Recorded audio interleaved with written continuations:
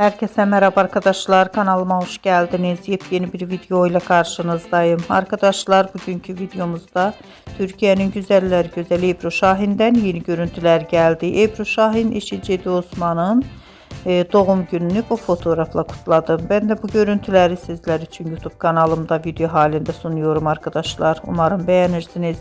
Videomu beğendiyseniz kanalımı izlemeyi ve bildirim butonuna basmayı unutmayın. Şimdilik benden bu kadar olsun. Yeni videomuzda görüşmek üzere. Hoşça kalın.